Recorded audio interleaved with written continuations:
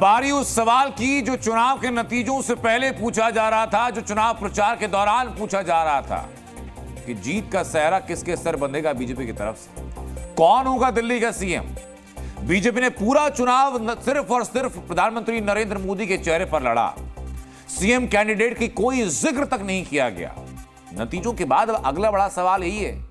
तो आज बताता हूं आपको कि इस रेस में बीजेपी की तरफ से वो कौन कौन सा चेहरा है। नाम नोट करते जाइए। पहला, परवेश वर्मा अरविंद केजरीवाल को हरा चुके हैं। पूर्व मुख्यमंत्री साहिब सिंह वर्मा के बेटे हैं, 2 बार के सांसद रह चुके हैं। अगला अनुमानित चेहरा है विजेंद्र गुप्ता का, दिल्ली बीजेपी के अध्यक्ष रह चुके हैं। आम आदमी पार्टी की लहर के बावजूद पिछले दोनों विधानसभा चुनाव में जीत हासिल की, 2 बार दिल्ली विधानसभा में नेता प्रतिपक्ष रह चुके हैं। एक बार फिर संभावना यह भी है कि इन चेहरों के अलावा क्या एक बार फिर वो समीकरण बन सकती है जो 2017 में उत्तर प्रदेश में देखी, मध्य प्रदेश में देखी, उसके बाद हरियाणा में देखी और राजस्थान में देखी। क्या वैसे ही दिल्ली में भी कोई सरप्राइज फैक्टर आने वाला है? कुछ ही वक्त का इंतजार है। उम्मीद हम करते हैं कि बीजेपी जल्द इस राज्य से पर्दा उठाएगी। वहीं दिल्ली में बीजेपी जीत का जश्न मना रही है। इसी जश्न के बीच दिल्ली से 1500 किलोमीटर दूर एक शख्स अगली जीत की तैयारी में जुट चुका है।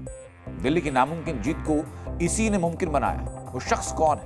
अगला मिशन क्या है? इस रिपोर्ट में देखिए। भारतीय जनता पार्टी, श्री नरेंद्र मोदी।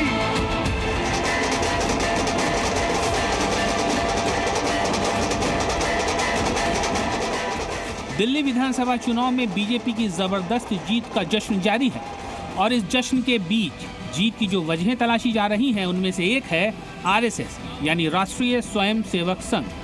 आखिर आरएसएस ने दिल्ली में बीजेपी की विजय का आधार कैसे तैयार किया, कैसे हरियाणा और महाराष्ट्र की तरह संघ ने दिल्ली में बीजेपी को एक तरफा जीत दिलाने में अहम भूमिका निभाई, अब इसे समझिए। दिल्ली चुनाव को जीतना आसान नहीं था, इसीलिए आरएसएस ने खास रणनीति पर काम किया। बीजेपी नेताओं के साथ सबसे पहले मजबूत तालमेल बिठाया। रोज होने वाली छोटी जनसभा बैठकों के बाद शाम को चर्चा करके आगे की रणनीति बनाई गई। 70 सीटों के सभी बूथों में जाकर डोर टू डोर संपर्क किया गया। करीब 50,000 बड़ी बैठकें और 1.5 लाख के करीब छोटी छोटी बैठकें की। बैठक में बीजेपी की योजनाओं और केजरीवाल की खामियों पर जोर दिया गया। बैठक में केजरीवाल के भ्रष्टाचार का खुलासा करके ईमानदार वाली छवि तोड़ी गई। राष्ट्रीय मुद्दों से चर्चा शुरू करके क्षेत्रीय मुद्दों पर जोर दिया गया।